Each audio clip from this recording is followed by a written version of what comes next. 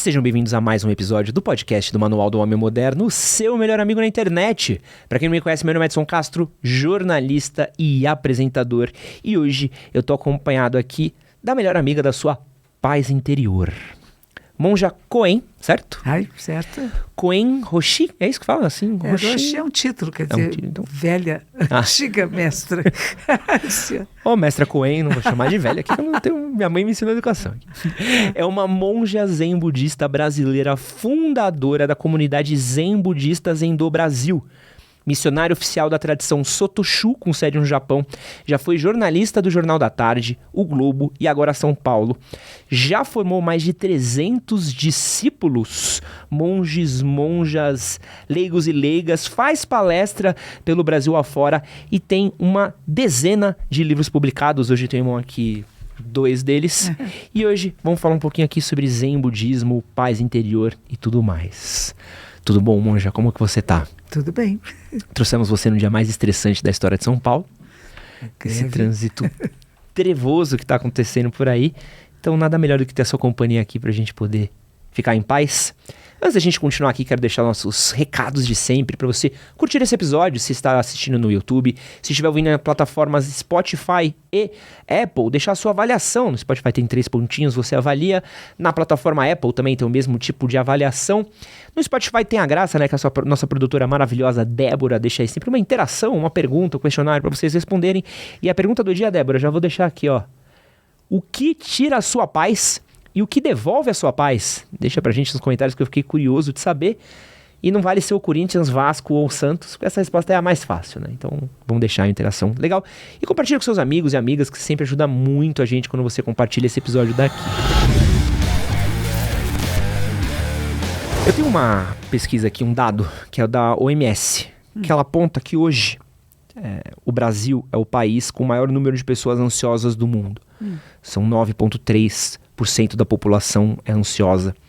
A gente tem um alerta enorme aqui da saúde mental no Brasil. A gente tem o segundo maior número de casos de burnout no mundo, perdemos apenas para o Japão, e diversos outros transtornos relacionados à vida moderna e a ser brasileiro.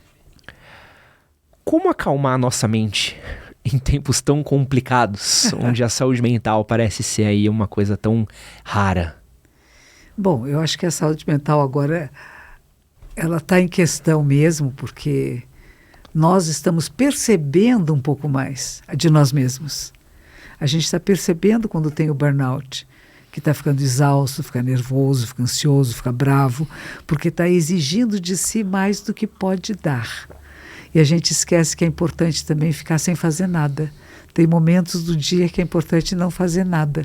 E a gente não consegue. Eu mesma não consigo. Eu falo bonito assim, mas não é que eu consiga dizer hoje vou ficar sem fazer nada. Eu não consigo. Eu acabo respondendo e-mails, escrevendo, atendendo pessoas. E às vezes chega o final do dia, a gente está cansado e fica ficando irritado. E começa a ficar ansioso. O que vai acontecer hoje, né? O que vai acontecer amanhã? Como que vai ser meu dia amanhã? E às vezes não aprecia onde nós estamos. E eu mesmo tenho que voltar para mim e dizer, volta para o agora, monja. Cadê você? O que você está pensando lá adiante? Respira. E a gente usa como prática, que funciona muito, é respiração consciente. Na hora que você está consciente da sua respiração e da sua postura, você volta para o eixo de equilíbrio. Porque as coisas do mundo nos tiram, né? A sua porta hoje que quebrou, né? Tira do eixo de equilíbrio, né? E a gente, como é que volta para esse eixo? A gente toma as medidas necessárias, mas tem que ter um equilíbrio. E esse equilíbrio nosso, que são cerca de 80 ossos, que é do tórax, do pescoço e da cabeça, que faz a gente ter o eixo axial, que chama, do corpo, que faz a gente ficar retinho assim. E isso tem a ver com o nosso psicológico emocional. Então, quando a gente sai desse eixo, ou eu fico triste, eu vou caindo para baixo, fico muito arrogante, virado para cima, ou despenco para um lado ou para o outro, né? Da alegria, da tristeza, da raiva, da insatisfação, do contentamento. Mas tudo isso faz parte.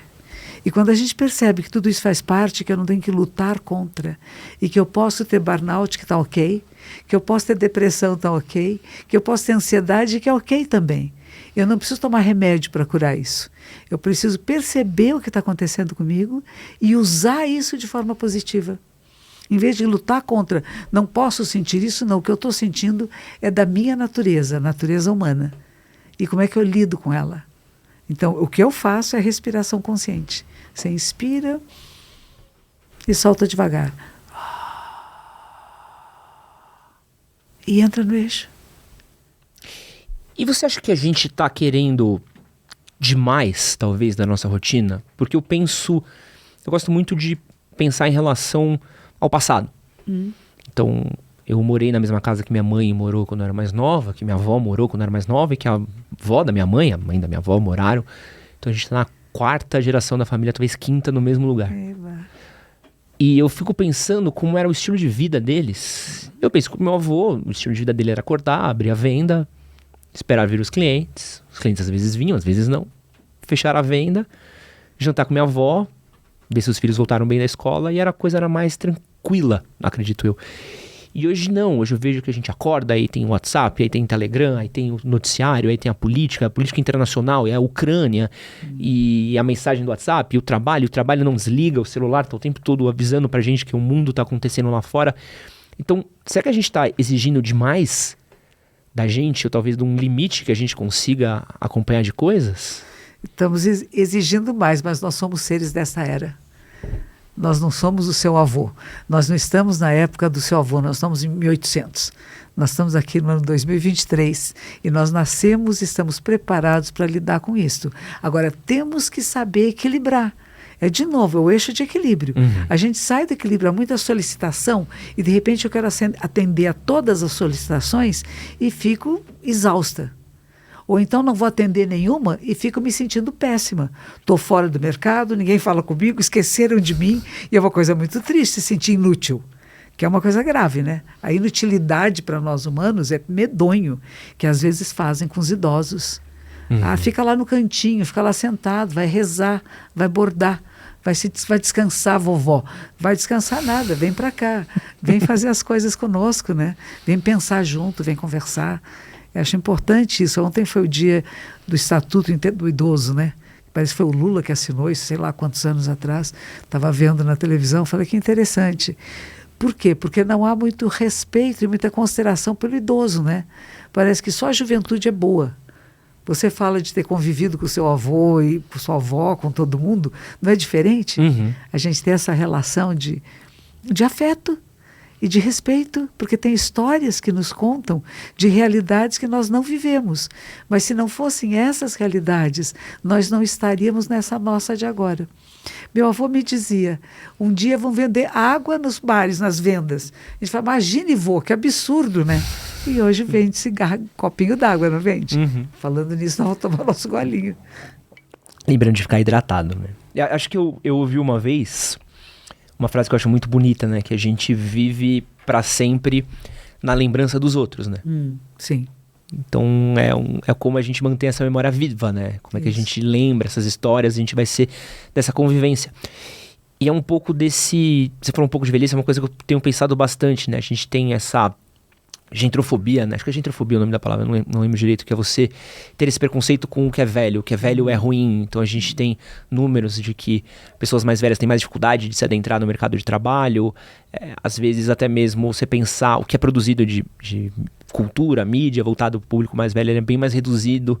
Então até mesmo música, né? Parece que a gente tem esse sonho de se manter adolescente para sempre, né? E acho que a gente luta muito contra a velhice, né? Outro dia estive num encontro que chamava Longevidade 360 Graus. E a presidente da geriatria aqui de São Paulo estava sentada lá. Ela disse assim, se você quer envelhecer, comece com 28 anos a cuidar. É uma decisão que você toma aos 28 anos de idade. Eu quero envelhecer. Porque tem pessoas que não querem envelhecer. Ela diz a importância da gente pensar na velhice como uma coisa boa, não uma coisa ruim nem negativa. Dentro do xamanismo, com 60 anos você entra no Conselho dos Anciãos. Quer dizer, tem uma elevação dentro da sociedade. Você pode aconselhar outras pessoas. Você não está fora do mercado de trabalho, mas você entra de forma diferente. Tem até um filme sobre isso, né, que numa empresa americana, uma jovem que está contratando um senhor, porque o governo diz que era bom contratar idosos. Acho que é do Robert De Niro, não é? O Estagiário. Isso. O Estagiário, bom filme, né? É divertido. E ele acaba sendo um conselheiro para ela, percebe? A diferença é isso. Ele está no mundo, um mundo jovem, e o jovem está querendo mostrar para o mundo a sua capacidade, tem que vencer, tem que ter sucesso, etc. Ele já está em outro lugar, né? Ele já passou por isso. Então ele pode aconselhar. Como é que você consegue? O menino que quer ter a namorada, como é que você consegue isso, né? Então o olhar da pessoa mais idosa é um olhar que pode aconselhar se as pessoas estiverem disponíveis a ouvir. E como é que eu luto contra essa vontade de não envelhecer? Porque eu vejo muito essa coisa dos tratamentos estéticos, essa cobrança da beleza, essa cobrança da juventude, da performance, né? É. E é uma coisa que eu vejo que a minha geração tem passado muito, porque hoje eu tô quase 40. Eu não me sinto com 40. Até mesmo energia, estilo de vida. Olha, eu me sinto. Penso no meu pai com 40, eu não sou igual ao meu pai aos 40. Aham. Em disposição, exercício físico e tudo. Como é que eu luto contra esse sentimento de que não, eu ainda sou jovem, eu ainda tô mais pra cá do que pra lá, talvez?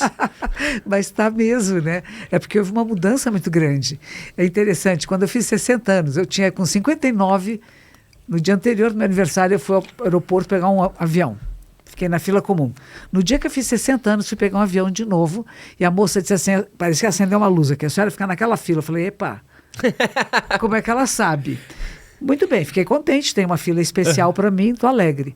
Fiz 70 anos, aí de repente passou, não, os 60 anos não é mais o primeiro da fila, é os de 70. Aí eu fiz 70 anos, agora os de 80 são os primeiros da fila. Quando eu fizer 80, provavelmente os de 90. O que a gente está percebendo? Que nós estamos vivendo mais e melhor. Nós estamos mais saudáveis do que os nossos ancestrais, que viviam menos anos de vida, envelheciam mais rápido do que nós. Nós estamos nos mantendo mais jovens e saudáveis por mais tempo. Isso é verdade. Preocupação do futuro. Pessoas dizem o seguinte, vai ter mais pessoas com mais de 60 anos do que jovens. Que legal, hein? Quer dizer que os mais de 60 anos vão ter que trabalhar muito, não tem aposentadoria, vai aposentar como? Se tem um monte de criança e depois idosos. Então nós estamos vivendo um momento de transição da sociedade, do mundo, que é bem interessante. Então não é mais ter medo da velhice, mas como ter uma velhice saudável. Eu perguntei isso uma vez pro Pondé, e acho que está dentro da pauta que a gente está conversando. A idade, ela vai me trazer sabedoria? Eu aprendo com o tempo ou existem meios de aprender sem precisar envelhecer? Não é só o tempo, porque tem muita gente que envelhece e não aprende nada, né? Deixa eu te falar que tem de velho teimoso aí. Não é? Então. Velho teimoso já até tolero, agora velho burro é difícil. Pô, cara, a vida te deu 70 anos aí pra você aprender algumas coisas, né? Não, tem gente que não aprende mesmo, mas não tem importância, coitados. Faz parte da natureza deles, a gente não pode obrigá-los, né? E tem pessoas de 20, 10, 15 anos que aprenderam muita coisa e que podem ensinar outros, né? Nos nossos textos clássicos do budismo, fala-se isso, né? Se você encontrar uma criança de 7 anos que sabe mais do que você, aprenda com ela. Se você encontrar um idoso de mais de 100 anos que não entende nada, ensine. Então, não fazer essa diferença da idade, né? Mas a pessoa tem capacidade de compreensão, ela está querendo entender alguma coisa e você pode transmitir alguma coisa ou aprender alguma coisa. Porque é sempre uma troca, né? Não é só um que está ensinando. Nós estamos aqui conversando e a gente aprende um com o outro, né?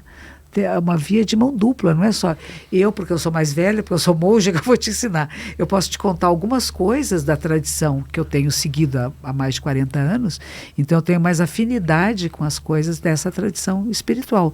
Mas como ser humano, nós somos dois seres humanos da mesma era. Nós estamos juntos hoje aqui em 2023, aqui nessa sala, né? Nós vivemos na mesma época. Influências diferentes, estudos diferentes, procuras diferentes na vida. Por exemplo, você gosta muito de tênis, que legal. Eu também gosto, mas não tenho tantos assim. É uma farra. Eu gosto da história das coisas, na verdade. Eu acho que cada tênis aqui ele simboliza uma história da moda, cada um tem uma história, um significado. Eu gosto muito da história das coisas, né? Então tudo que você olhar aqui tem alguma coisa a ver com história, com cultura, com livro, entretenimento. Então eu gosto muito de saber por que as coisas são como são, entendeu? Então pra mim sempre foi uma coisa que eu gosto muito. E uma coisa que eu queria saber, quantos livros a senhora tem publicado hoje? Tem conta? Não tenho, mas é mais de 20, eu acredito, porque na pandemia eu fiquei enlouquecida escrevendo. Escrevi 7 livros durante a pandemia. Não, porque eu fui na livraria... e não vou lembrar e também não vou ganhar o merchan. Mas fica num shopping aqui perto, né? A gente ia fazer entrevista, tava confirmado. Chegando na entrevista, falei... Pô, quero pegar uma coisa na Monja pra dar uma lida, né? Pra não chegar aqui cru. Cheguei pro moço, né? Falei, pô, vocês têm algum livro da Monja Coen? Burro, né? Falei, tem algum livro da Monja Coen? O cara falou, ué... Temos sim. Ah, que bom. Gostei. Aí era uma prateleira inteira. É mesmo? De ponta a ponta de Monja Coen, assim. Eu falei, mas qual que você quer? Eu falei, pô, não sei agora, tem tanto livro. E aí eu peguei um que eu gostei muito, assim, da capa, a capa me pegou. Eu compro o livro pela capa, desculpa ser superficial. Mas também o título me atraiu. Não, poxa, tem caras que estudam a vida inteira para fazer capa de livro. São artistas de grande habilidade. E eu peguei esse daqui, tô até grifando umas partes depois que eu quero usar para textos meus. E eu fiquei pensando, cara, como é que faz para alguém que trabalha tanto com a fala, para quem trabalha tanto com isso e me inspiro em pessoas que trabalham fazendo palestras, textos, livros... Como é que faz para você continuar tendo material para produzir conteúdo, para continuar falando com gerações novas? Como é que vem essa sabedoria? Como é que ela é trabalhada para continuar gerando? Eu vejo televisão, eu leio livros e acompanho as redes sociais. Então, eu estou mais ou menos sabendo o que está acontecendo no mundo. Você sabe que para eu escrever durante a pandemia, a televisão ficava ligada o tempo todo. Que as pessoas acham que para escrever você tem que desligar da realidade. Ao contrário, essa realidade é que me inspira. O que está acontecendo? Mas lembra quando ficou aquele silêncio? Não tinha ninguém nas ruas, que coisa aterrorizadora. Era uma coisa muito, muito estranha. Mas aí a minha maneira de superar essas dificuldades era não só falar, vou ficar meditando, mas que meditando nada, a gente medita um pouco por dia, mas eu o dia inteiro meditando. E tinha muitas lives, muitas entrevistas, muitos atores, atrizes me chamando. Foi uma coisa bem interessante, porque as pessoas queriam saber o que eu faço. Como é que eu medito? Como é que eu lido com a minha mente? Voltando à pergunta sua inicial, né? O burnout, a ansiedade, como é que eu faço? Porque não é uma coisa de agora. Agora, pós-pandemia, tem uma relação diferente com a mente, sim. A gente tem percebido, tem sequelas de quem teve Covid, de quem não teve Covid. Sequela da Covid, uma delas é essa ansiedade, essa pressa de fazer as coisas, porque eu acho que a morte ficou muito pertinho de nós, né? E mesmo que não seja uma coisa lógica, a gente sentiu aqui, né? Ter pessoas que a gente conhece, pessoas que a gente via na televisão, aquele monte de túmulos lá. E 2 anos que privaram a gente de vida, né, Monja? Exato. 2 anos porque vivemos de uma forma diferente. Sim, mas vivemos de um jeito diferente, mas eu gosto de gente. Assim. Eu gosto disso, eu gosto de abraço, eu gosto de falar, eu gosto de conversar, de fazer coisa. Então, 2 anos pra mim foram 2 anos de estar preso em mim. De tela, então, mas aí que tá, tem que gostar de você. Aí vem a coisa, eu tinha uma professora de yoga que ela dizia isso, eu gosto muito da minha companhia. Ela disse que quando chegava fim de semana, ela queria ficar sozinha em casa e o pessoal não entendia. Ela já tinha mais de 80 anos. Ela disse, mas eu gosto da minha companhia. Eu vou preparar minhas aulas, eu vou ler os textos que eu gosto, eu faço o que eu quero. Eu não preciso ser entretida, porque eu sou o meu entretenimento. E é isso que a gente precisa descobrir, que na nossa mente tem todo o entretenimento do mundo. Tem todos os seres aqui. É incrível. Por isso que a gente, quando medita, na minha prática meditativa, a gente olha para uma parede. Porque a pessoa fala, que horror, monja, tem que olhar para uma parede. Não é a parede que você está olhando. Você não está olhando para nada, você está com os olhos pousados à sua frente, sem estímulos. Porque aquilo que está no cérebro, e às vezes é interessante, se você medita por muitas horas seguidas, você começa a ter alucinações visuais. Não é loucura, não, é natural. A parede começa a mexer, você começa a ver imagens na parede. Não acontece para todo mundo e não é sempre que acontece. Não, tem gente que nunca aconteceu, mas é divertido. É a mente falando com você. Tem coisas em nós que nós esquecemos, que estão lá guardadas lá no fundo. E de repente, quando você fica sozinho e está com você, elas começam a vir. E tem pessoas que ficam com medo. Ah, mas eu estou ficando louco, estou falando sozinho. Pode falar sozinho, não tem importância não. Eu acabei não falando para você, mas essa não é a primeira vez que a gente se encontra. Essa é a segunda vez que a gente se encontra, mas falando pessoalmente é a primeira. Eu estive uma vez num evento do YouTube, acredito que foi em 2018, No Rio de Janeiro? 2018, aqui em São Paulo. Ah. Isso foi em 2018, foi em 2019. Foi um desses 2 anos. E eu lembro que, novamente, tava sendo um dia muito difícil pra mim. Porque era um evento enorme. Acho que um monte de pessoas no espaço de evento, assim, mais de 3 mil pessoas. Iam falar do manual no evento, então tava nervoso, porque, pô, vão falar de mim, vão apontar. Eu tinha que levantar no meio de um monte de publicitário para dar um oi. Tava super tenso. Peguei um baita de um trânsito, namorava uma garota na época que não era muito fácil de se relacionar, então discutimos. Então já tava nervoso, já tava preocupado com a coisa, tava preocupado, eu sempre que eu tava com a cabeça a milhão, assim. E aí você subiu no palco. E lembro que você acabou conduzindo um exercício de meditação com todo mundo, assim. Foi até uma coisa meio... Nunca tinha visto 3 mil pessoas ficando quietas ao mesmo tempo pra respirar. E eu lembro da sensação de paz que me trouxe.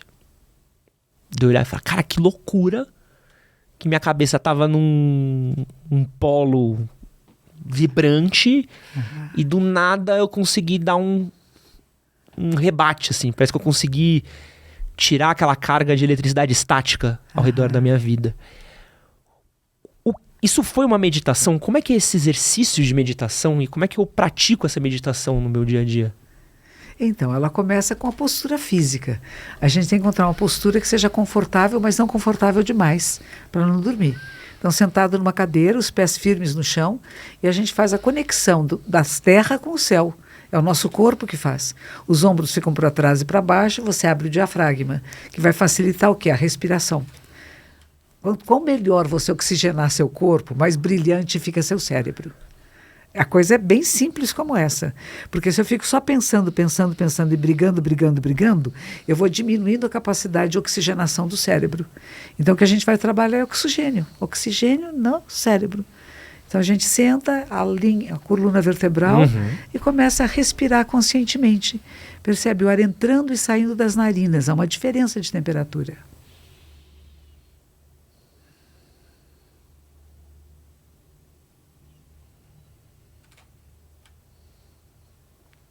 Ouvimos o silêncio.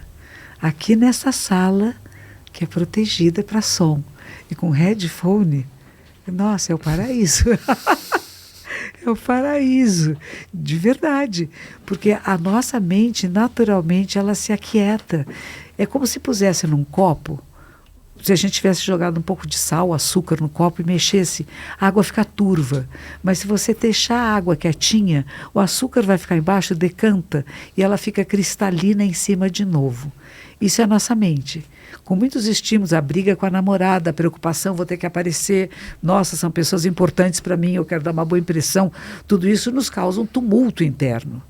Mas se você, de repente, senta e respira, estou aqui, somos nós, eu sou quem eu sou. Eu só posso mostrar quem eu sou. Eu não posso ser mais do que eu sou, nem menos do que eu sou. E o que eu tenho a apresentar para esse público é isto, eu. E aí você fica em paz com você. Porque você entrou em paz internamente. Porque a respiração ficou tranquila. Porque o que é o nervoso? A respiração alta. Então a gente procura trazer essa respiração para o abdômen. Ela fica mais tranquila. Respiração de bebê, que a gente chama, né? E aí você tem maior oxigenação do corpo inteiro e do cérebro. E aí fica mais tranquilo, é só isso. E passa, a tranquilidade também passa. Ela não fica lá o tempo todo. Não fica para sempre. Não. Uma coisa que eu sempre me questiono quando ouço pessoas falando de meditação é a questão dos pensamentos.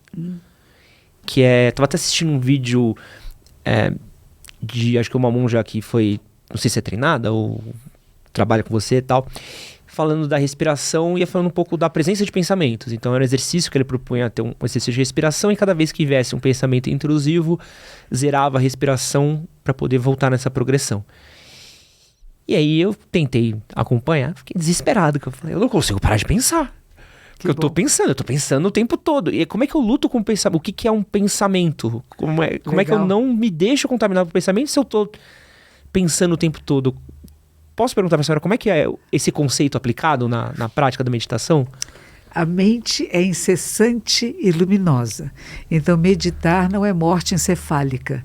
Não significa que você para de pensar. Você percebe o pensamento, mas não pensa o pensamento. Essa é a diferença. Você, estou pensando, aí esse pensamento tem começo, meio e fim. Aí vem outro pensamento, tem começo, meio e fim. E entre um pensamento e outro tem pequenas pausas, como na fala, como num livro que você está lendo, tem ponto, ponto e vírgula, parágrafo, a página seguinte. Então você começa a perceber isso. Em vez de perceber só o pensamento, você percebe, a pergunta que você faz é essa, é maravilhosa. O que é o pensamento? É uma química? O que fez esse pensamento surgir em mim? Às vezes o ruído de uma motocicleta na rua, às vezes um odor que apareceu, alguma coisa que provoca em mim um pensar. E o que é o pensar? Quem nos ensinou a pensar? Veja só, a gente nasceu um bebezinho, né?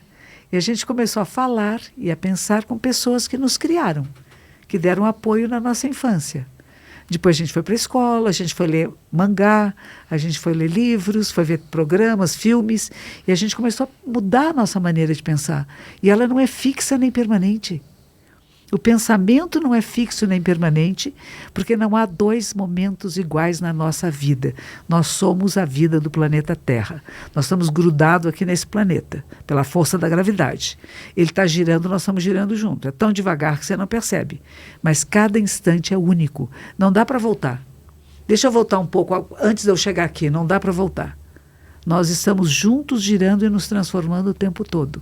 E a mente, ela está ativa, ainda bem. Agora, é como se você fosse entrar no mar. No começo tem um monte de marolas, mas o mar não são só as marolas. O início da prática meditativa, e o que você fez é muito bom, percebi que eu penso muito. Que legal! Eu sou um homem jovem, ativo, cheio de interesses do mundo, estou vivo, que bom, eu penso. Que delícia! Não tinha um que falava, penso, logo existo, estou existindo aqui, gente. Não estou morto, que bom, né? Agora, será que eu sou só pensamentos? O que mais existe na minha mente? Tem sensações, percepção das sensações, faz conexões neurais, tem vários níveis de consciência, é uma consciência para cada órgão dos sentidos. E tem uma que gerencia tudo isso que está entrando aqui para fazer sentido, senão ficava uma bagunça, né? E tem uma outra que é um leva e traz. E ela leva e traz para onde? Para a grande cloud, uma grande memória. Só que essa grande memória é quase que a memória do DNA, é da vida do universo. E está tudo em nós, nesse computadorzinho aqui maravilhoso. E às vezes, essa que leva e traz pensa que esse armazém é fixo e permanente. Ele não é. Como a sua sala que não é. Você nesse momento tem os casacos ali, alguns tênis aqui, os objetos, mas eles não estão aí para sempre. Alguma coisa nova chega e você muda a ordem deles. Isso é a nossa memória. A nossa grande memória, ela não é fixa. Então, o primeiro pensamento que a gente percebe é que não há nada fixo nem nada permanente. Então você percebe, tem vários pensamentos. Olha que legal, pensei nisso, pensei naquilo, que bom. Não tem que parar a mente. Mas se eu vou entrar no mar, depois de eu passar as marolas, vão ter ondas maiores. E eu posso ou mergulhar por baixo, ou tampo o nariz e fico afundadinho, seja como for, ou eu posso aprender a surfar também. Então eu vou lá antes da arrebentação e vou vir surfando a onda. Eu estou num pensamento que está me levando lá para a praia. Eu posso aprender a mergulhar nas profundezas, onde não há mais luz nem som. E que a gente vai chamar a essência do ser, o grande vazio, que é a fonte de tudo. Porque o fundo do mar é onde torna possível a superfície do mar. Ele não existe sem a sua profundidade. Tem áreas mais superficiais e áreas mais profundas. Então, no começo das práticas meditativas, eu só vou observar que estou pensando. E, às vezes, depois você começa a perceber sensações, sentimentos. E o que a gente faz? Identifica, rotula. Alegria, tristeza, raiva. Tudo é natural. Tudo que possa passar com o ser humano é da natureza humana. Agora, a gente faz escolhas com isso, né? Eu posso ficar com raiva e não querer esfaquear alguém, matar alguém. Falar, nossa, que raiva estou sentindo. Como é que é a raiva? Como é que ela está minha respiração? Como é que está a minha musculatura? Que raiva, que vontade de brigar, de bater. Eu sinto isso, sinto a tensão no meu corpo e solto. Aí eu vou pensar, puxa, essa situação foi tão desagradável que me causou toda uma mudança no meu corpo, uma bioquímica do meu organismo. O que eu faço para que isso não se repita? Como é que eu falo com essa pessoa que pode ser ela que me provocou esse sentimento, mas o sentimento é meu. Se alguém vem e aperta os meus botões, quem sinto sou eu. A outra pessoa só vê, apertei o meu botão da raiva, do amor, da alegria, da tristeza. Só aperto meus botõezinhos. Mas eu estou em controle dos meus botões? Eu conheço como é que eles funcionam? E o Zazen é isso, conhecer a si mesmo. Conhecer como é que funciona esse mecanismo ser humano. E não somos iguais. Somos semelhantes, mas não iguais. Que a gente começa a dizer somos todos iguais, mentira, isso é falso. Cada um de nós é único. Não só pelo nosso background, né, família, o que aprendemos, o que estudamos e o que estamos aprendendo agora, que somos um processo em transformação. Não tem dizer eu sou um ser completo, acabou, sei tudo. A gente fala, aquele que diz que sabe tudo é porque sabe muito pouco. Aquele que sabe alguma coisa percebe que está faltando. E vai estar faltando sempre. Então não vai ter um lugar de assim, essa é a meditação melhor do mundo. Hoje eu tive uma boa meditação. Não tem meditação boa nem ruim. Tem momentos em que eu me percebo muito ativa, muito excitada. Teve uma época da minha vida que eu não conseguia nem sentar para meditar. Eu tinha voltado do Japão aqui para o Brasil, estava trabalhando no Templo da Liberdade da comunidade japonesa, estava tendo uma crise naquela comunidade, eu não conseguia sentar. Eu sentava e falava, não, tem que fazer outra coisa, preciso fazer outra coisa. E está tudo bem, passou. Então tem fases na nossa vida em que sentar em meditação é gostoso, é confortável e bom, tem fases que não é. E uma fase não é melhor ou pior que a outra, é só momentos da vida. Como eu falei, nada se repete. Não tem bis nessa história. É incrível isso, né? Eu tenho uma coisa que acontece comigo, que eu já reparei que é um estado, não sei se é um estado de meditação, e acho que é até legal perguntar para você. Isso acontece muito quando eu tô na prática esportiva. Então, por exemplo, eu já praticava bastante corrida, então já corri provas de 21 quilômetros. E não preciso nem falar que se você não trabalhar a sua cabeça, depois do 10º quilômetro você já quer parar num bar e pedir uma cerveja. Então, era um exercício muito grande de minha cabeça estar no comando do meu corpo, então eu preciso priorizar as coisas. E hoje eu pratico luta, né? Eu treino jiu-jitsu. E é um esporte muito intenso e muito desconfortável. E a primeira coisa que a gente até brinca e ensina, fala, você tem que se sentir confortável no desconforto, porque Legal. Muitas das posições que você precisa praticar é posições onde você não está bem, você precisa estar bem, ou você precisa praticar a respiração. Então, momentos que você está tomando um sufoco, é a hora que você mais precisa respirar, porque se você hiperventilar, você passa mal. E eu comecei a perceber o quanto eu saio em paz de treino. Então é muito comum eu sair daqui, o Léo sabe, assim, eu saio daqui, tô vibrando de resolvemos o publi, tem problema com funcionário, tem problema com sócio, tem problema com não sei o que lá. Eu saio do treino, eu sou um monge castrinho, assim, eu tô no maior paz, tô no maior amor. Você vem falar comigo, eu sou só alegria. Tem alguma relação? A gente consegue entrar nesse estado de meditação de outras formas? Ou num estado parecido com isso também? Não, a atividade física é uma bênção. É uma bênção, porque a gente tem serotonina, endorfina, tem um monte de coisinhas que o nosso cérebro vai jogando em nós, que a gente vai ficando feliz. Mexer o corpo faz muito bem. E o que você falou é praticamente o que a prática de Zazen exige. Ficar confortável no desconforto. Porque as pessoas que querem sentar com as pernas cruzadas em lótus, isso vai doer. E às vezes dói as costas. Se você fica muitas horas sentadas em meditação, mesmo que os períodos sejam de 40 minutos, com intervalos de 5, 7, às vezes a gente senta 16 horas por dia e começa a doer tudo. Primeiro dia legal, o que é que eu estou descobrindo? Segundo dia está doendo, terceiro dia não aguento mais, é um bando de loucos, eu vou embora. Mas se você persevera, se você fica, existe uma mudança, né? É como se a gente tivesse uma engrenagem e que de repente você muda para outra, para o nível seguinte. Isso dói. É desconfortável, mas se a gente consegue ficar confortável no desconforto, a gente supera as nossas limitações. E superar as nossas limitações nos faz muito bem.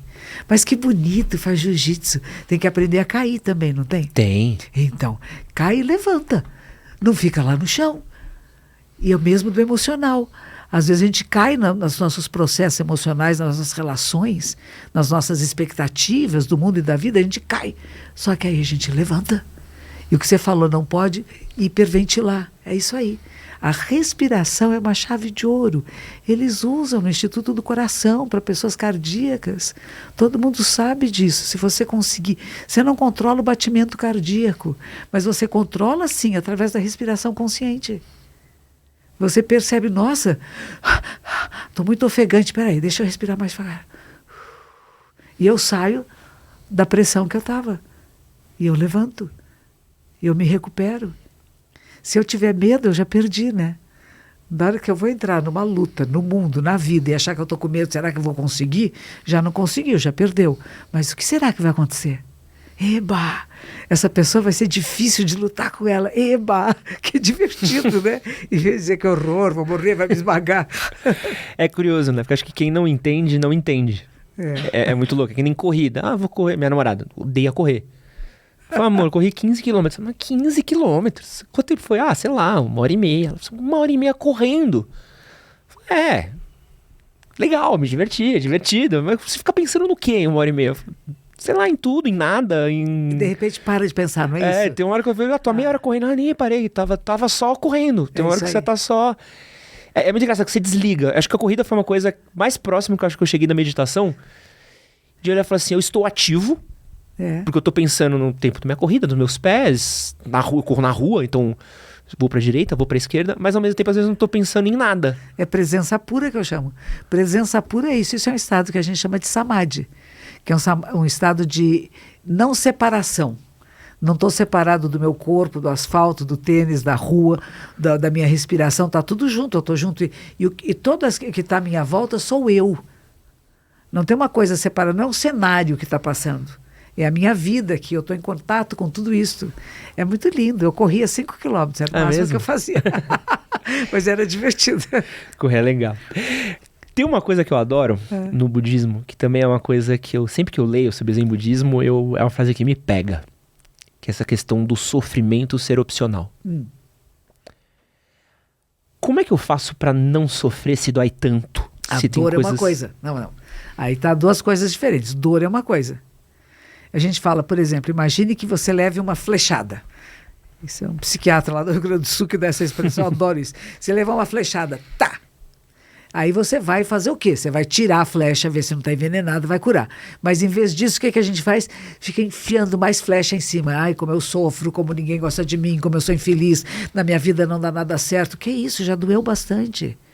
Já sofreu uma grande dor. Um amigo que trai a gente é a pior coisa do mundo, é meio pior do que namorado, né? Né? O amigo que você confiava nele, o cara, nossa, quis me passar a perna, que triste, né? É uma flechada que a vida dá, uma dor que dá. Mas eu não fico lá dizendo, não confio mais em ninguém, ninguém presta, aquele meu amigo eu não posso esquecer, só fico pensando no golpe que ele me deu. Deixa pra lá, já foi. Vai ficar esperto aqui. Na próxima relação de sociedade, essas coisas, vai ficar mais esperto para não repetir a mesma coisa. Então, o sofrer em cima da dor é essa. A dor existe. E a gente lida com a dor, de novo, confortável no desconforto. Eu tomo um remédio, eu vou tomar alguma atitude, né, para minimizar essa dor. Mas só dizer eu estou sofrendo, isso é uma escolha, e eu digo o que o Freud vai chamar de ego. Eu sofro, eu sou infeliz, eu não consigo viver.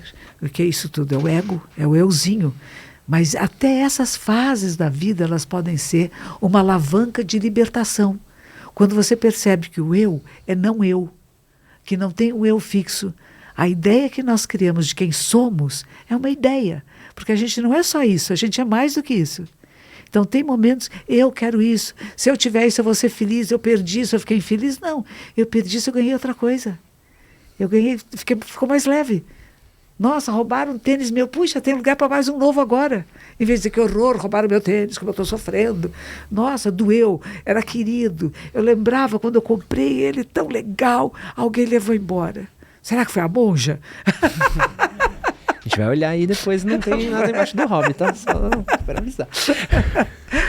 Tem essa coisa da psicologia cognitiva, que eles falam dessa coisa da regurgitação, né? Que é esse estado que a gente entra com nossos pensamentos, principalmente coisas ruins, e a gente não consegue sair do pensamento. Então é como se um pensamento ruim levasse a outro pensamento ruim, e o que era a princípio um pensamento pequeno vira uma bola de neve dentro da nossa cabeça.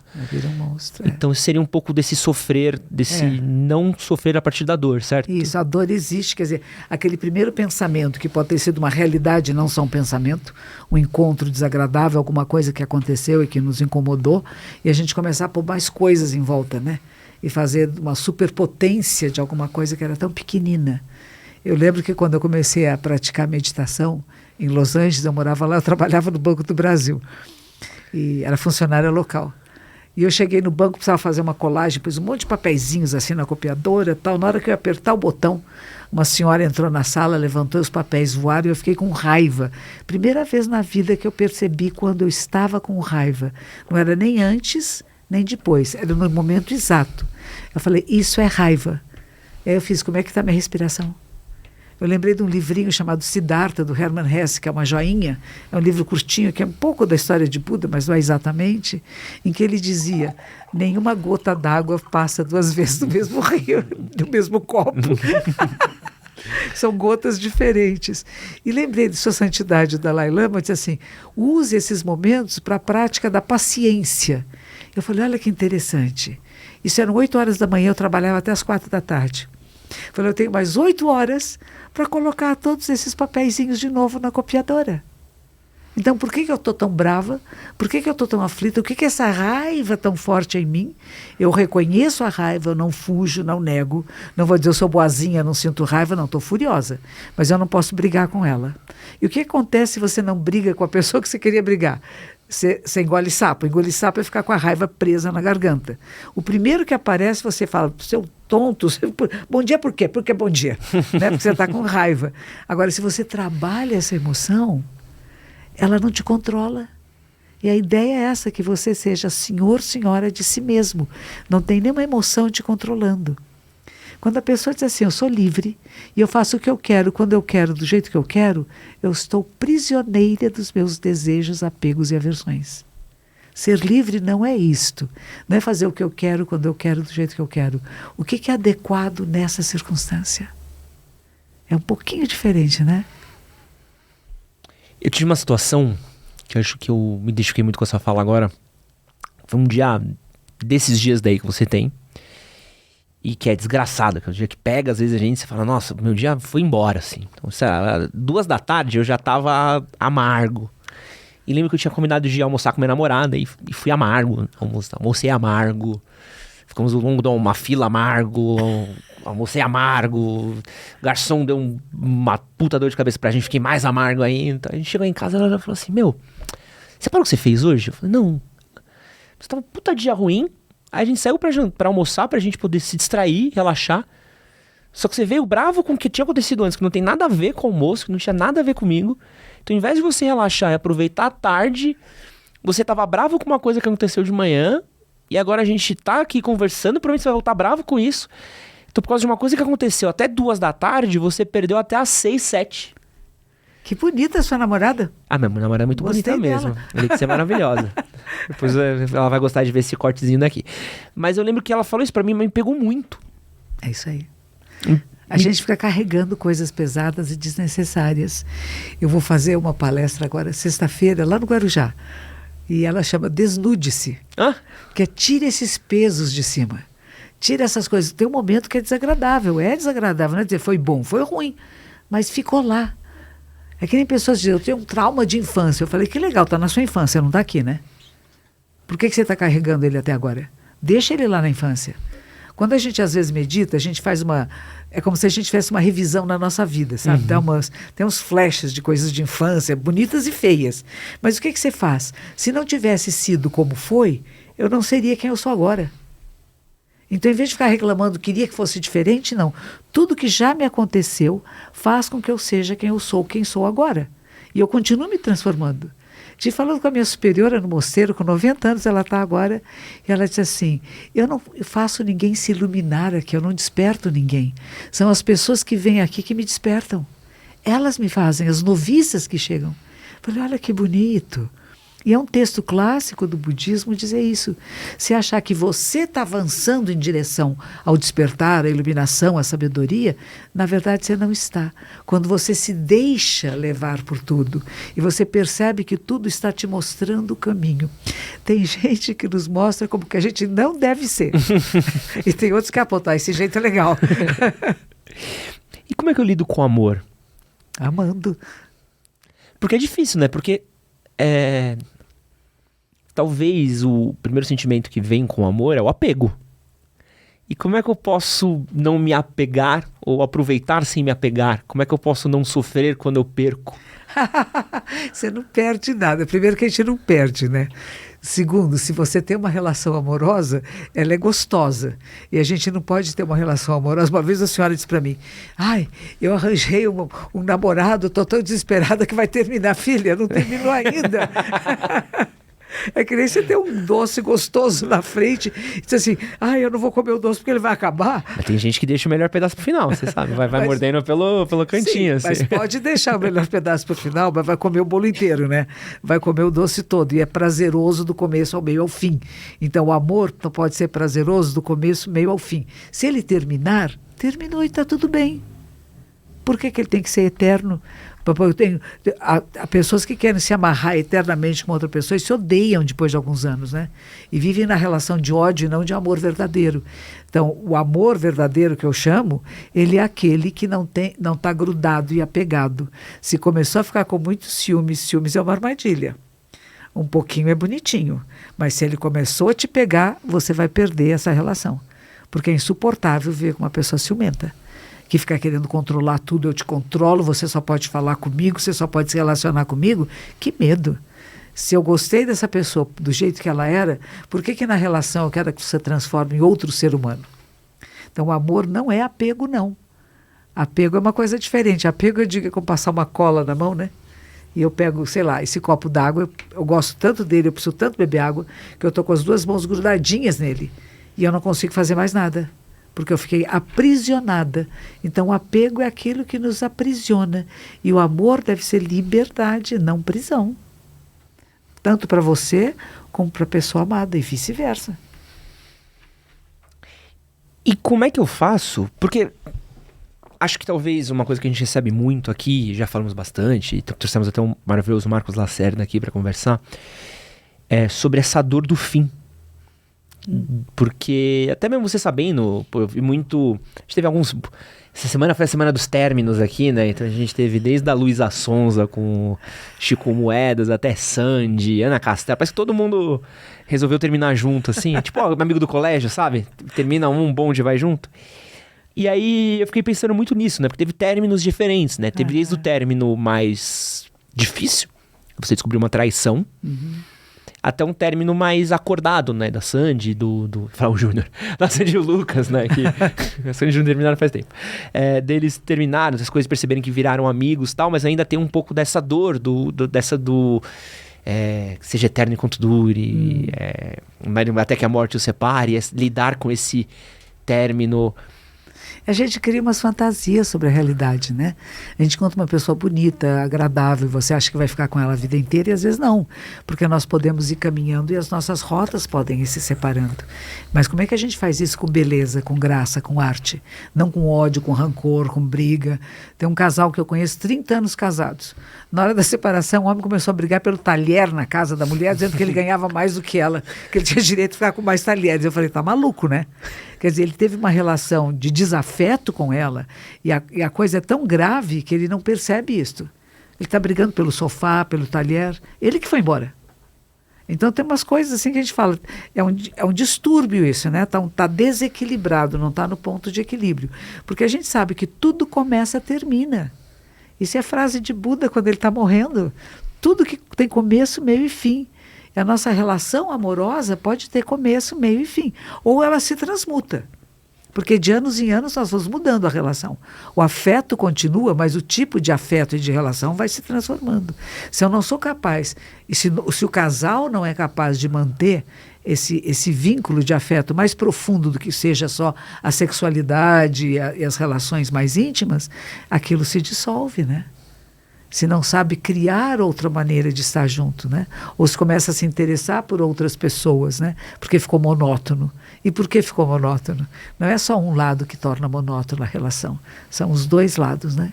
Então, como é que a gente torna as nossas relações excitantes? É uma arte. Eu gosto dessa questão do fim, porque parece que a gente vive uma geração que luta contra o fim. Nada pode terminar, né? Mas termina, e é legal terminar. Como minha filha diz, a fila anda, né? Temos que ir para adiante. O que vem depois? Isso foi muito bom. O que eu acho interessante, e a minha sugestão aos casais que querem se separar, é com amor. O mesmo amor que os fez ficar juntos, deve ser o mesmo amor que vai fazer não podemos mais ficar juntos. Porque nós estamos massacrando um ao outro. Nós estamos impedindo um ao outro do seu desenvolvimento, do seu desabrochar completo. Então, se eu estou atrapalhando a sua vida e eu te quero bem, eu quero você livre. Então, não é porque eu estou de mal com você, porque você me traiu, porque eu não gosto de você. A traição já é um aspecto de que a relação não estava satisfatória. Uma relação satisfatória não tem traição. Se eu estou feliz com alguém, eu nem olho para a pessoa do lado, não tenho interesse na outra pessoa. Eu posso ser provocado por amigas, por amigos, vai lá, experimenta, é legal, cara, né? Aí você pode pisar na bola, mas aí fala, não era isso que eu queria. E a outra pessoa fica furiosa, não, de jeito nenhum, nunca mais, não, sim, não desiste, né? Eu lembro, você falou sobre o fim, eu lembro de um espetáculo que eu assisti em 2010. Foi um espetáculo que inspirou meu TCC na época, que chamava Festa da Separação. E era uma história bonita, assim, era um casal de atores, que eles foram casados por um tempo, e eles perceberam que eles iam separar. E aí eles fizeram uma festa para os amigos deles. Que falaram, pô, se todo mundo tem festa de casamento, a gente vai fazer uma festa de separação, para explicar para nossos amigos que a gente tá se separando, tudo mais, e a gente tá se separando uma boa, então para comunicar aos amigos e tal. E eles transformaram esse processo deles do término numa peça de teatro. Então, uma peça de 1h30, era uma peça muito bonita, e era uma peça onde eles falavam sobre como eles se apaixonaram, como foi o relacionamento deles, e qual foi o momento que eles decidiram se separar. E eu lembro de olhar aquilo e, pô, chorei muito vendo a peça, fiquei muito sensibilizado. E olhar aquilo e falar assim,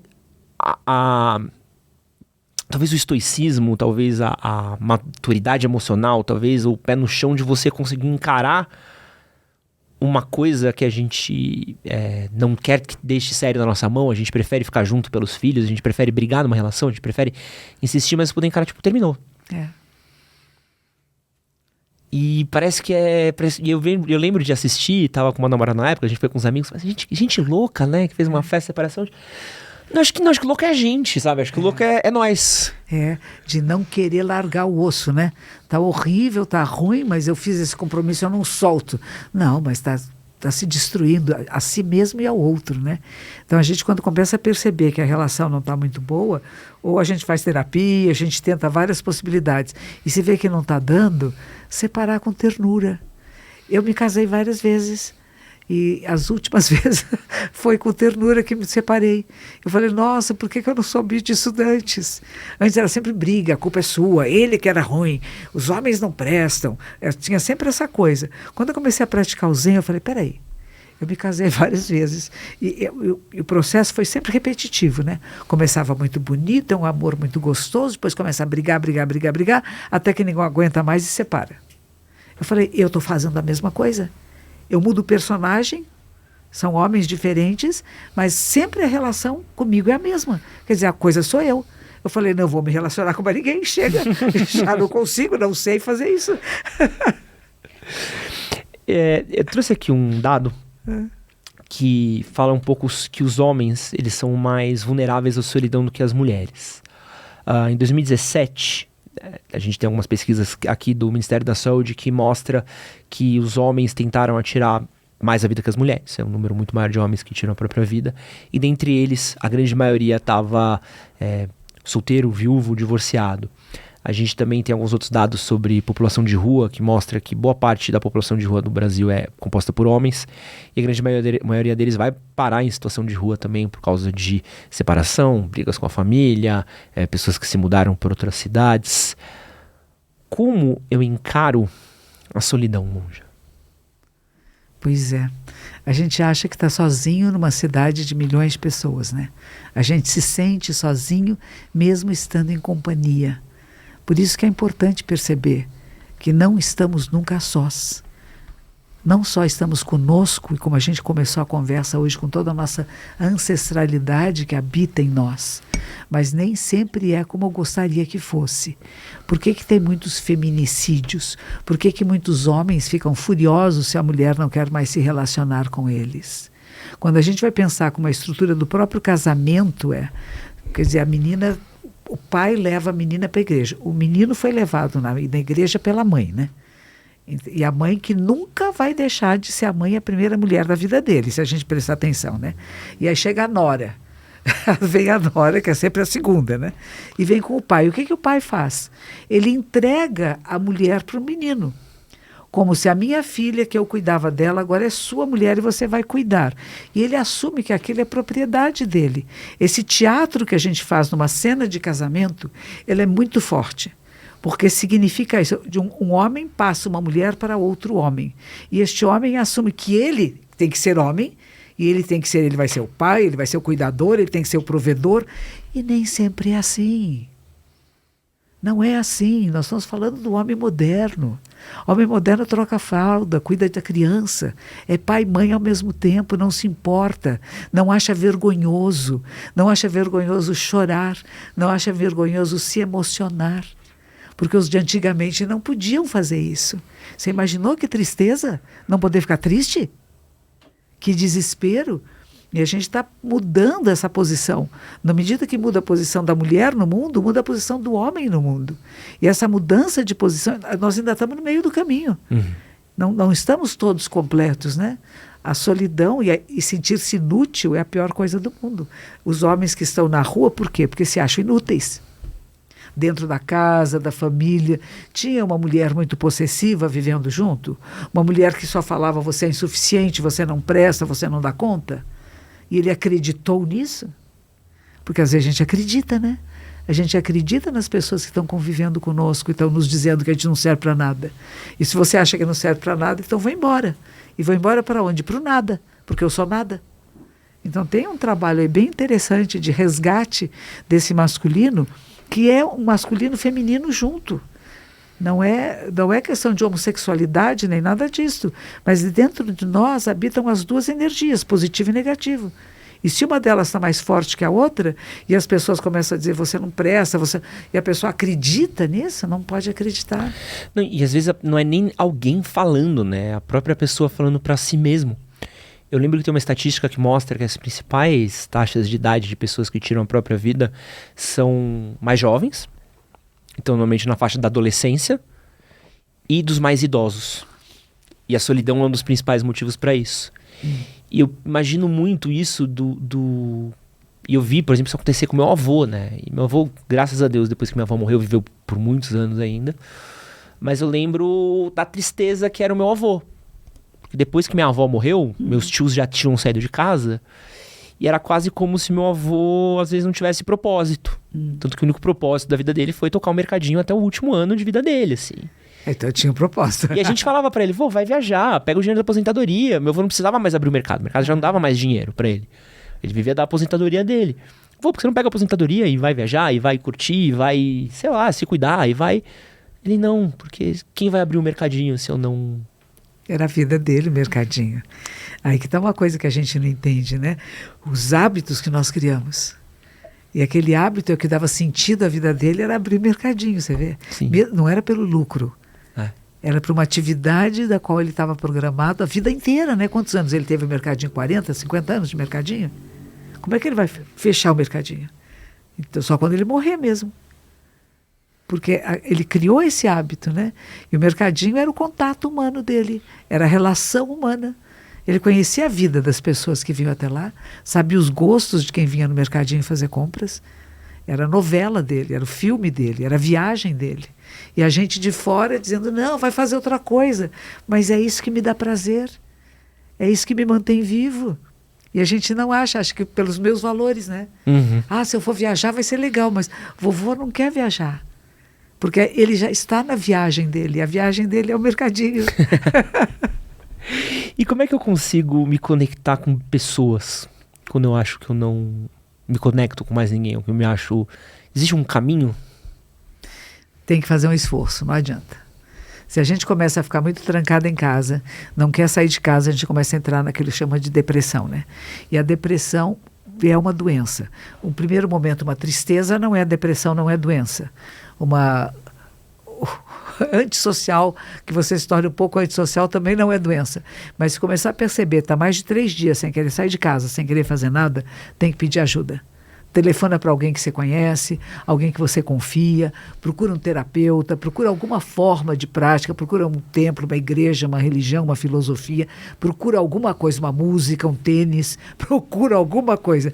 Não deixe a coisa pesar demais, porque quando pesa demais, depois você perde o controle. E aí que a pessoa vai para o suicídio, né? A gente acabou de terminar o setembro, né?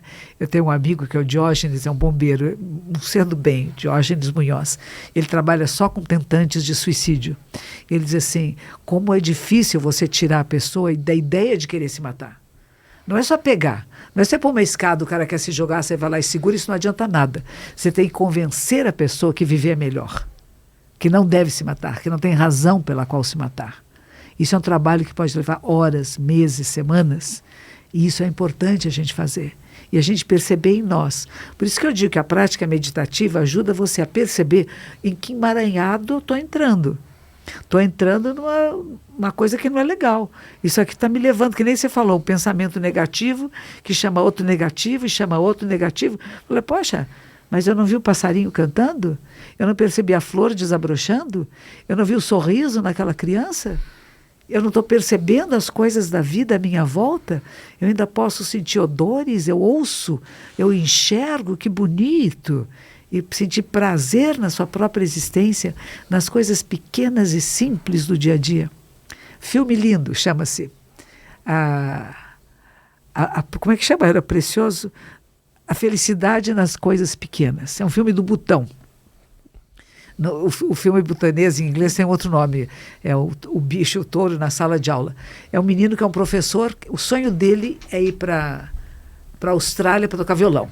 Ele é um butanês, Butão é uma cidade, é um país muito pequenininho e é um país rural.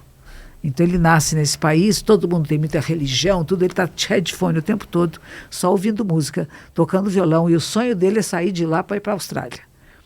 Mas o governo, ele é um professor, o governo obriga ele a dar aula numa aldeia muito distante, que leva semanas para chegar lá, e todo mundo é muito religioso, ele detesta tudo aquilo, fica só ouvindo música e tal, até que para de funcionar, e ele começa a interagir com as pessoas da comunidade.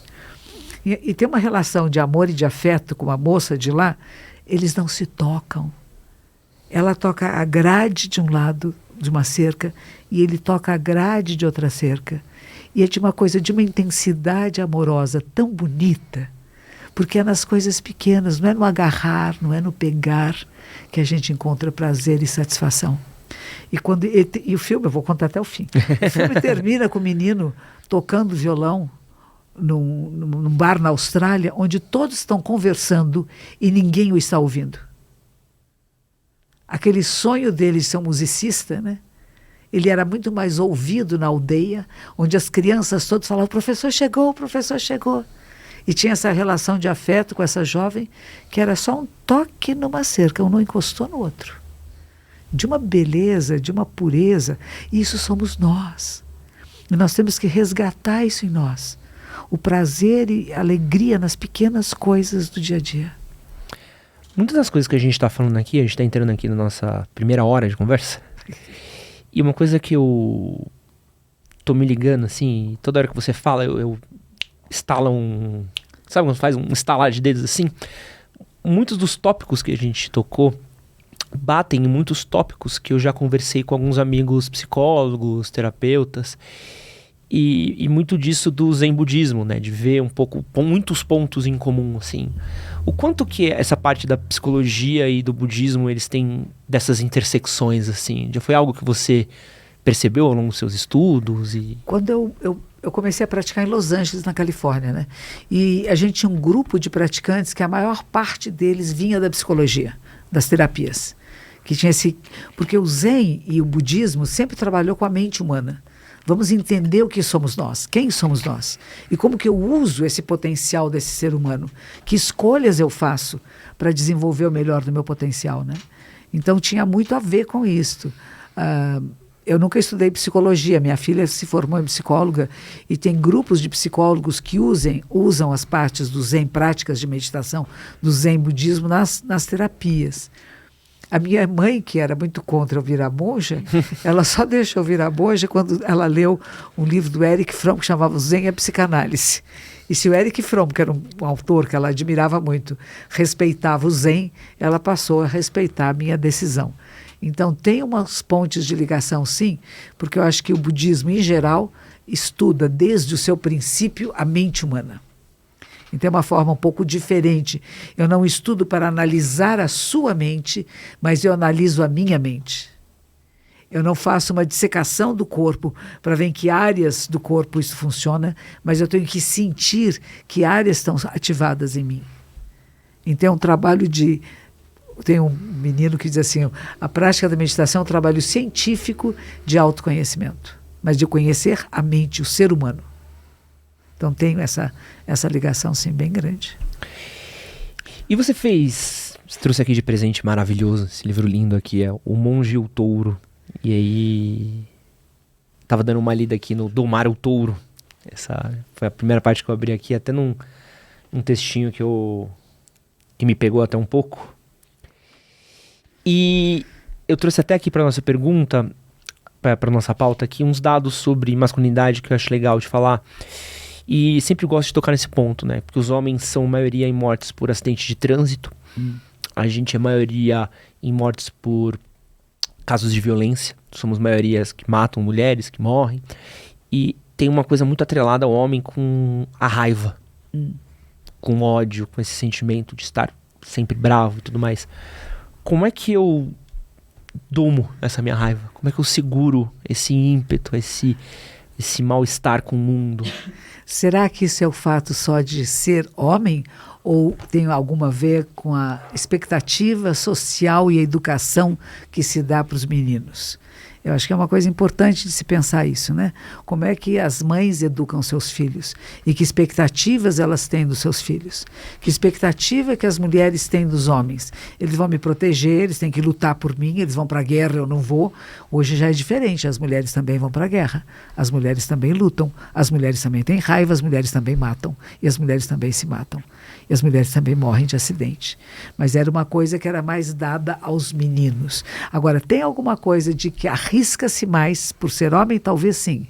Eu não fiz um estudo profundo sobre isso, mas dá muito essa impressão, né? É aquele que se arrisca mais. Quando você vê uma criança, um menino e uma menina brincando, você vê que o menino é aquele que vai ser o primeiro que vai subir no muro. E eu vou andar, vou me arriscar, pode ser que eu caia, mas não tenho medo. E aí você vai ensinando também o medo. É perigoso, você pode se machucar. Porque no princípio, eu acho que nem meninos nem meninas têm medo de coisa alguma. Até que você fala, você pode se machucar, cuidado, não faça, né? Mas acho que tem um final diferente às vezes pro menino, né? Porque se a menina... Vamos brincar com o muro. O exemplo do muro. Duas crianças brincam na frente do muro, né? Um grupo de crianças, melhor. Se a menina fala, não quero ir subir no muro, tudo bem. Se o menino fala, não quero subir no muro, você não é homem. Não é homem, você não é macho, é isso aí. E é a mesma questão, por exemplo, eu sempre gosto do exemplo do parquinho, né? Você tem duas crianças no parquinho, um menino e uma menina. Se a menina cai e rala o joelho, o pai pega no colo, dá colo, cuida. Vai ficar tudo bem. Foi um machucado. Você já vai passar. Precisa de colo, filho. Se o menino cai, é capaz o mesmo pai olhar e falar assim... Você tá chorando? Vira homem, você é fresco. Levanta. E é quase como se não fosse permitido para esse menino nada que não fosse...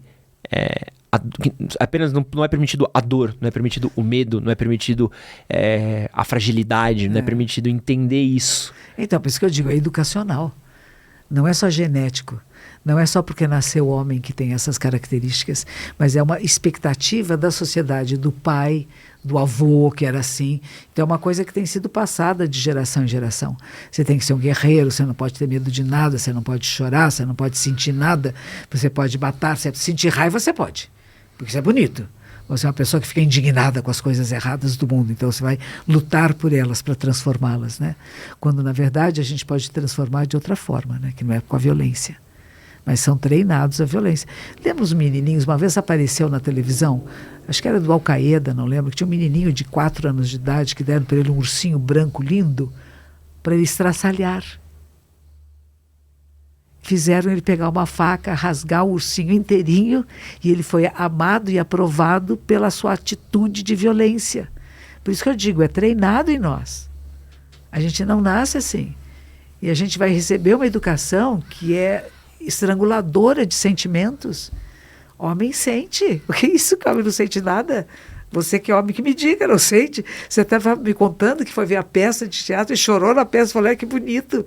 Ele é sensível e não esconde as suas sensibilidades. Não, nunca chorei. Eu estava vendo a peça e quando os atores fizeram, eu fiquei pensando, não, são atores, isso não é comigo, não vou sentir nada. Não, a gente se envolve nas dores humanas, dores do mundo. A gente estava falando das guerras, que coisa medonha, né? Coisa horrível, você ensinar e treinar pessoas. Eu tinha um aluno meu que era um comissário de bordo da United Airlines, e ele disse que levava muitos soldados para o Golfo Pérsico e voltavam pedaços de homens, né? Não só que faltava perna, braço, nariz, enfim, mas faltava emocional. Diz assim, eles eram tão treinados a serem violentos e tão drogados para serem violentos, porque mandam muitas drogas para o front, para os meninos aguentarem. Aí eles ficam transtornados. Diz que um deles que voltou, diz que a pausa do computador dele era uma arma apontando para ele. Porque ele foi treinado a odiar, ou treinado a querer matar. Se você não matar, você vai ser morto, tem que matar todo mundo. Então ele volta um matador. O que acontece com esse pessoal que vai para a guerra e volta para uma sociedade que não está em guerra? É insuportável. Hoje em dia você não precisa mais nem ir pra guerra, né? Quantos meninos a gente não tem hoje dentro do Brasil que já não crescem dentro do crime, ou o crime acaba sendo a única possibilidade para dentro deles, ou até, a gente pode ir até mais longe, né? Se a gente for falar de política, o ódio político que a gente já tem adolescente odiando partido A, partido B, desde muito novo. Então a gente cria esse sentimento de ódio muito enraizado, né? Pois então, e é estimulado. É um horror isso. E se não sente isso, acha que não está sentindo nada. O pessoal não marca com os seus times de futebol para brigar na rua de paulada? Por quê? Por que quer dar paulada no outro? Por que está com tanta raiva? Preciso pôr essa raiva para fora. Primeiro, porque eu acho que é uma sociedade excludente. Então tem muita gente que não tem acesso a determinados bens, a determinada educação, alimentação. Então eu tenho uma raiva, eu tenho que trabalhar numa coisa que eu odeio, mas eu preciso trabalhar para pagar a conta. Não, não pode ser assim. Trabalhar deve ser uma coisa gostosa. A gente deve fazer o que a gente gosta, sente prazer, que tem afinidade com. Não é só pelo salário. E muitas vezes começa pelo salário e você pode aprender a gostar do que você faz. E aí muda a relação. Mas se eu odeio o que eu faço, eu quero me reunir com meus amigos para bater em todo mundo. Por quê? Para dizer que eu sou macho, né? Então criou-se uma ideia do que é ser homem que não é verdadeira. Então causa muito sofrimento. É curioso, você falou de torcida de futebol, eu gosto muito de futebol. E tem um filme, acho que a gente até falou isso aqui um dia, que é muito louco. Você vê pessoas que juntam-se pra brigar pro futebol. Então, um cara Palmeiras junta pra brigar com um cara do Corinthians. Só que o cara tem a mãe que é corintiana, tem o primo que é corintiano, tem um jantar de família com as pessoas que é corintiana. Mas ele junta pra dar porrada em outro corintiano e tem música de ódio, tem tudo de tudo. Mas... Por que você odeia o corintiano se você ama alguns corintianos? Você tem corintianos que você ama, pessoas na sua família. Como é que você consegue carregar? Você odeia o corintiano, odeia aqueles corintianos, você odeia o corintiano que tá frente a frente com você numa avenida pra vocês brigarem. Onde está esse ódio? Porque como é que você explica esse ódio que você consegue estar num ambiente de trabalho com pessoas que torcem por outro time de você, mas você vai pra rua brigar? Onde ir? É isso aí. Existe uma lógica meio... torta, lógica, né? Lógica. Pô, como é que você não é animal, sabe? Pois é. É que a parte animal em nós também, ela é muito forte, né? Você veja na sala de meditação, a imagem que fica no centro da sala de meditação é como uma pessoa sentada em meditação em cima de um leão, que é o rei dos animais. Como é que você faz com que a animalidade em você convive com ela, mas ela não toma conta de você? É que nem a raiva e a indignação. A gente sente, mas não deixa ela tomar conta. Né? Não deixa eu pegar uma coisa e bater no outro, juntar a turba e dizer vamos dar uma sova naqueles, ou então ficar fazendo coisas discriminatórias, né? Como a gente tem visto nos campos de futebol também. Né? Então são coisas que não podem ser estimuladas. E não adianta ser só crime, né?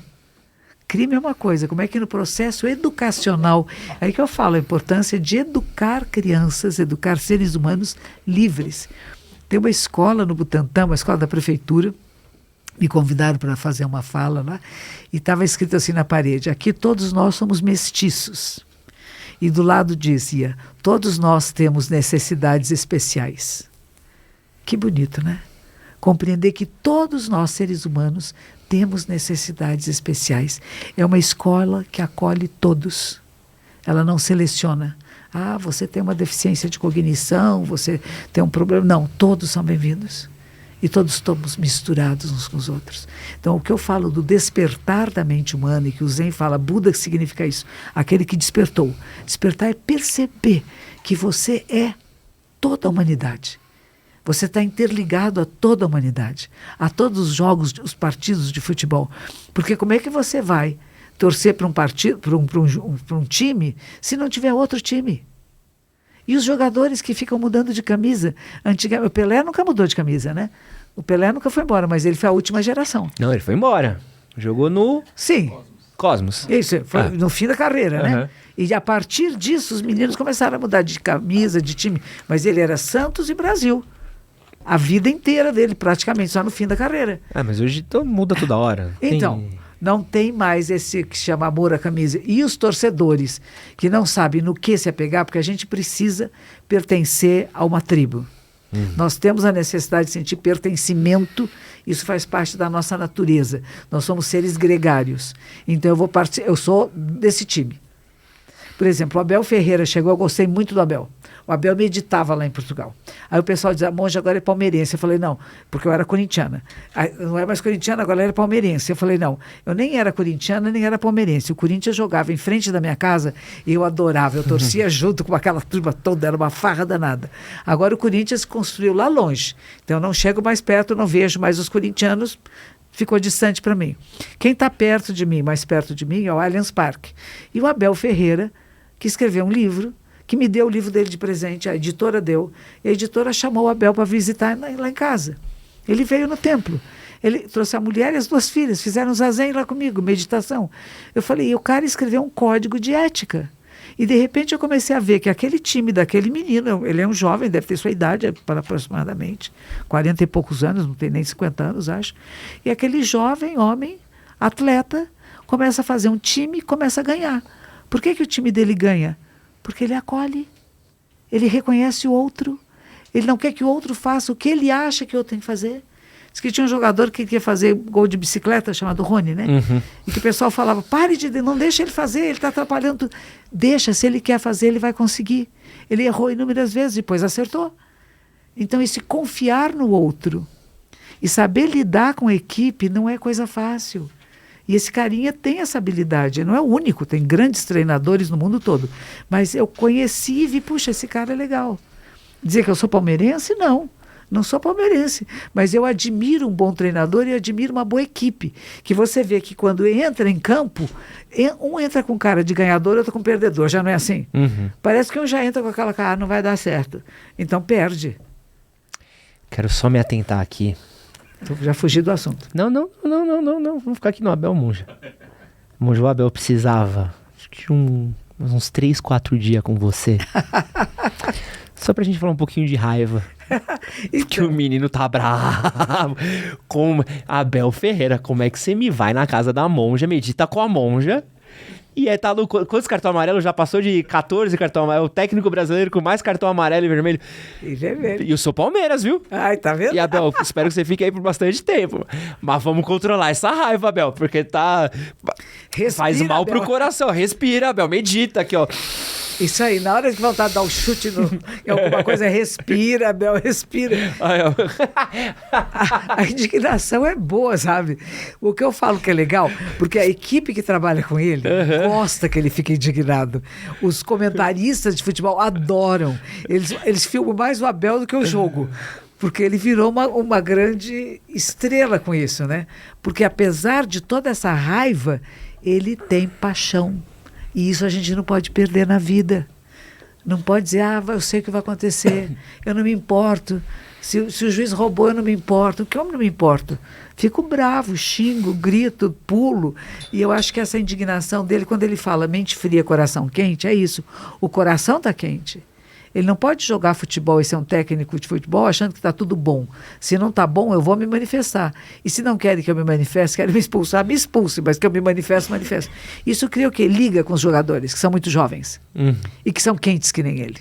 Então se identificam com ele. Ele não é um velho frio que está lá, já vi, já aconteceu tanto. Então ele tem uma qualidade, essa raiva dele é uma qualidade, não um defeito.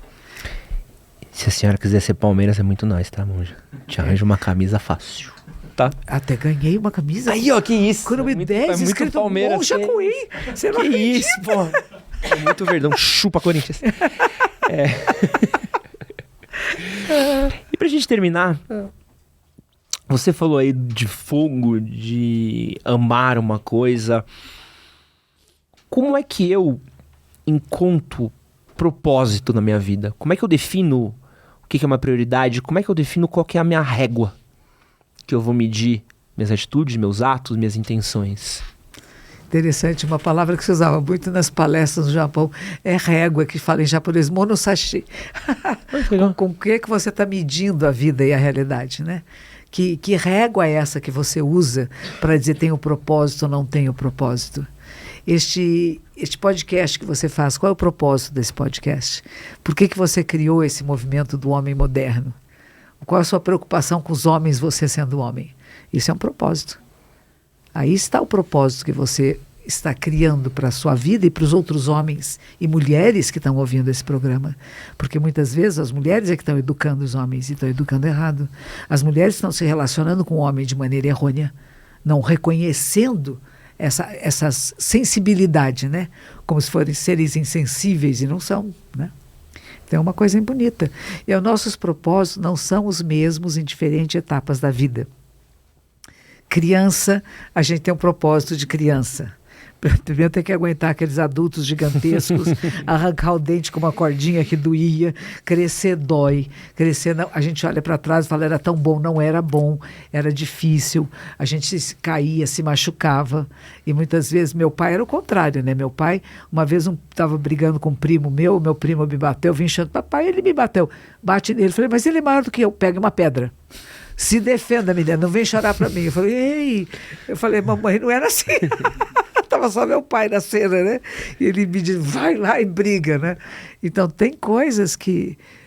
ele só tinha filhas mulheres, também tem a ver com isso, né? Ele queria muito ter um filho homem, não tinha. Então, ele nos estimulou muito para nos manifestar afirmativamente no mundo. Mas é importante perceber que tem um propósito na infância, na adolescência é outro. Adolescente a gente quer que os amiguinhos gostem, né? A gente tem que fazer parte da turma, não é isso? E isso não morre. Por isso que eu falo do time de futebol, do partido político, significa isso, é a minha turma. Eu tenho que encontrar pessoas, eu tenho que pertencer a uma turma. Eu me sinto muito enfraquecido se eu não pertenço a um grupo. Na hora que eu me sinto pertencendo a um grupo, eu me sinto bem. Seja publicitário, jornalista, seja o que for, eu pertenço a esse grupo. Não pertencer é muito ruim. Então tem esse outro aspecto. Na adolescência ele é fortíssimo, né? É mais importante que meus amigos dizem que meu pai e minha mãe. Eles que são meus guias aqui, meus orientadores, né? Daí você entra na fase adulta, que já é outro momento. Agora eu tenho que provar para o mundo que eu sou bom, né? Agora eu tenho que provar que eu sou inteligente, que eu sou capaz, que eu tenho sucesso. E eu fico correndo atrás disso e nem aprecio que esse sucesso chega até mim. Quando eu faço as coisas com o coração. O dinheiro, o sucesso, a fama, tudo isso vem. Você correr atrás dela, ela foge que nem um foguete. Mas se você deixar acontecer e fizer de coração, é isso. E tinha um senhor que eu conheci lá em Los Angeles, eu tinha 36 anos, ele tinha 86, e a pergunta, ele disse assim, eu sei que na sua idade, você deve estar perguntando qual o sentido da minha vida, né? Diz assim, o sentido, o propósito da vida é viver. E é cada etapa. E cada etapa é preciosa. E não é a mesma, e não somos iguais às etapas anteriores. Vamos nos transformando e vamos tendo novos propósitos. Acho bonito. Tava fazendo um pensamento, né? Outro dia eu tava pensando aqui, e eu vejo muita internet, trabalho com internet, então tô preso aqui nesse porão da internet, tendo que conviver com isso. E uma coisa que eu vi muito comum, as pessoas falando... porque um homem precisa ter 1 milhão precisa fazer o seu 1 milhão antes de morrer, que você precisa ter uma casa, precisa ter isso, precisa ter aquilo, porque o homem bem-sucedido é o cara que tem uma empresa, é o cara que tem isso, que tem isso. E eu comecei a me conectar com uma outra época e pensando um pouco do, tempo atrás, enquanto eu cresci, eu lembro que para você ser bem-sucedido, o exemplo de bem-sucedido era você ter tua casa, tratar bem sua mulher, teus filhos estarem bem, não ser preso. Era isso, assim. Eu cresci, não fui preso, não tenho passagem, tenho minha casa, tenho meu espaço, dou comida pra minha família, eu sou bem-sucedido na sociedade. Uhum. E parece que cobra-se muito, e a gente coloca... eu gostei muito das coisas da régua, não sabia mesmo. É uma expressão que eu uso mesmo, tipo, de régua, como é que a gente mede. E parece que às vezes eu tô medindo minha vida pela régua do outro. Parece que eu tô... o propósito desse cara é 1 milhão. Então, ele impõe em mim que pra eu ser bem-sucedido é ter 1 milhão dele. Mas eu talvez com 1 milhão não vá ser feliz. É isso aí. Talvez eu vá ser feliz com uma fazenda de cachorros, que é um sonho da minha vida. E quero muito ter um monte de cachorros. Esse vai ser o meu sucesso. Eu tenho uma casa com 10 cachorros e cuido dos meus 10 cachorros. E sou feliz com meus 10 cachorros. E não com 1 milhão. E é difícil a gente lidar um pouco que o seu propósito não é o meu. É isso aí. E a gente perceber isso, né? Reconhecer isso. Porque somos influenciados pelos outros, né? Pelas pessoas à nossa volta, né? E você que trabalha com propaganda, você sabe disso, publicidade é uma joia, né? Não só que apresenta um novo produto a você, mas convence você que você precisa dele. E aí você fica achando, eu só vou ser feliz. E você ter realizado se eu tiver isto. E não é bem assim. Eu posso não ter e estar feliz também. Eu posso ter e ser feliz. Não é dizer que eu sou contra o consumo. Não sou contra de jeito nenhum. Mas como que a gente lida com isso? Com as provocações que vêm até nós. E que nos convencem que eu só vou ser uma mulher realizada e feliz quando eu tiver tal coisa. Para mim, para a monja, assim, a monja tem que construir um templo, entendeu? Se a monja não tiver um templo, ela é uma monja realizada. Nós acabamos de comprar um terreno em Campos do Jordão. E ontem, o menino que é o responsável pela comunidade assinou o contrato com um engenheiro. Falei, agora sim, eu sou uma monja realizada. Eu falei, mas será? Agora tem toda a obra, vai ser uma mão de obra tão grande fazer uma obra, é complicado, né? E quando ficar pronto? E quando ficar pronto, e daí? Que idade que eu vou ter? Vou ser capaz de usufruir? Será que eu estou construindo uma coisa para mim, eu estou construindo para os outros? E eu acho que às vezes a gente constrói para os outros. Quando eu era criança na escola, dizia assim, que todo ser humano tem que plantar uma árvore. E tinha o dia da árvore que a gente plantava uma arvorezinha. Não sei se tinha na sua época, mas parece que a nossa realização era plantar árvores. Será que a gente consegue plantar mais árvores numa sociedade que está sendo desmatada? Será que a gente pode cuidar mais do solo num momento que as pessoas só pensam em tirar ouro do solo? Eu tenho feito uma campanha para as pessoas não usarem ouro. Porque se o ouro põe mercúrio nas águas, por que nós vamos usar ouro? A gente pode usar outro tipo de metal que é tão bonito, pode ser brilhante como ouro e não ser ouro. Se diamante vem manchado de sangue, eu vou querer diamante, eu posso usar uma pedrinha que brilha. A gente tem que mudar um pouco esses valores, sabe? Essas percepções da realidade, para ver que nós podemos contribuir para um mundo que seja mais harmonioso, menos luta, menos guerra por dinheiro e por poder, que é uma coisa tão insignificante frente à beleza que é a vida humana. Nossa, está na hora de mudar esses olhares para a realidade, como você fala. A régua pelo qual eu meço a minha prioridade. Eu preciso ver o que é realmente importante para mim, o que é realmente significativo para mim, o que me faz bem. E muitas vezes a gente fala que fazer bem para nós é quando a gente faz bem para o outro. A gente percebe que fazer bem para alguém e fazer as pessoas acordarem, despertarem, perceberem que podem ser manipuladas, que podem ser conduzidas a, como você falou, a usar a régua do outro, que não é a sua. E a gente copiou muito Estados Unidos, né? América do Norte, as novas religiões que estão crescendo muito aqui no Brasil, neopentecostal, tem muito a ver com isso, né? Você tem que ter riqueza. Eu tiro de você todos os seus vícios e você vai ser um homem rico, de sucesso. Isso é o caminho da espiritualidade? Ele é necessário.